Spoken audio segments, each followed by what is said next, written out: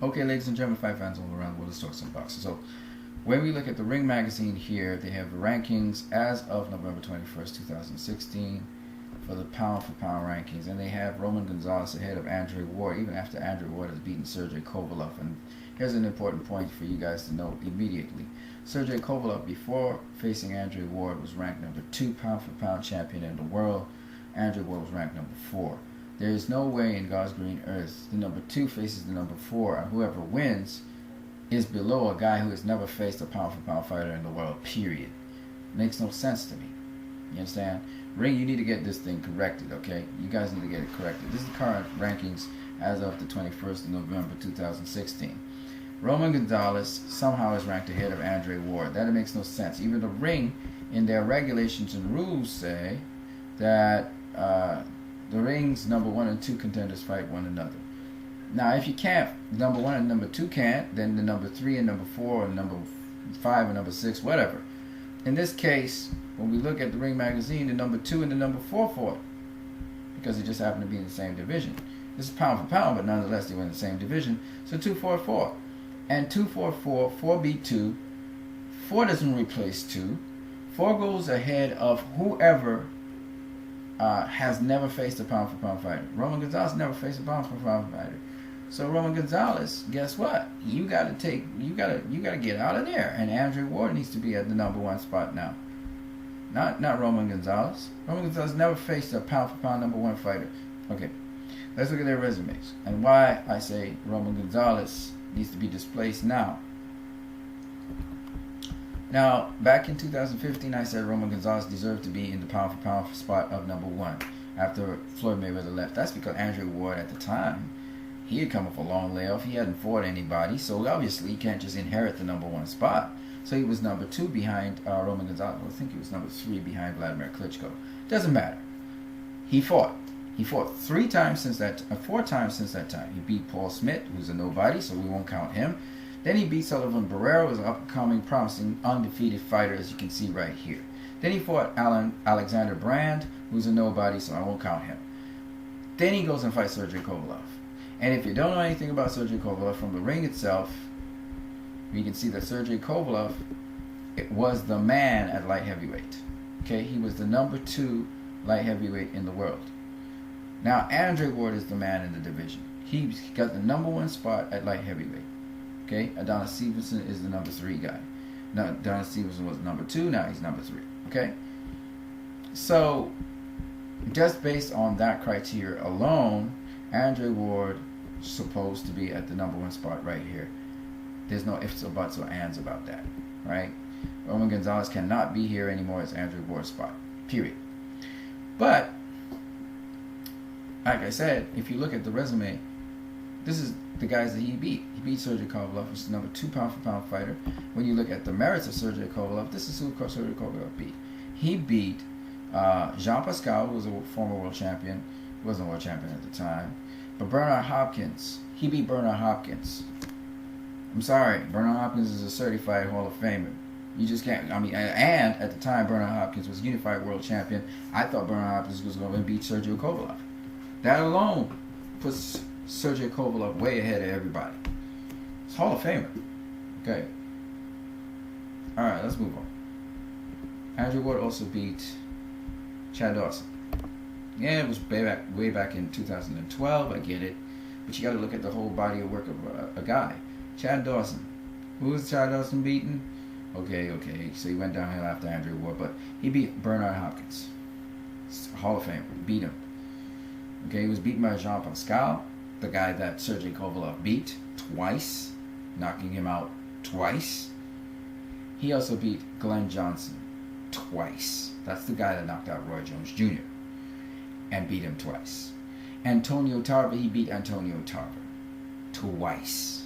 Yeah, Antonio Tarver. Yeah, the guy who was light heavyweight champion twice and beat Roy Jones Jr., knocking him out once. Okay? You're talking about a guy who beat names in the business, Chad Dawson. Yeah, it's gone downhill since then, but the point is Chad Dawson. In fact, Chad Dawson, in 2009, this powerful Ring Ring's pound for pound list in 2009, he was the number 9 pound for pound fighter. So Andre Ward has fought and beaten 2 guys that have been on the pound for pound list. Chad Dawson at the time wasn't on the pound for pound list when Andre Ward beat him. But the point is, he was once on the pound for pound list. And Sergey Kovalev is currently on the pound for pound list. Okay? Roman Gonzalez has not done anything near that. Right? And then you got Carl Froch. Carl Froch, what makes Carl Froch special is the fact that he has beaten everybody in his division except for Andre Ward. Okay? Everybody in his division. Here are the names that Carl Froch beat.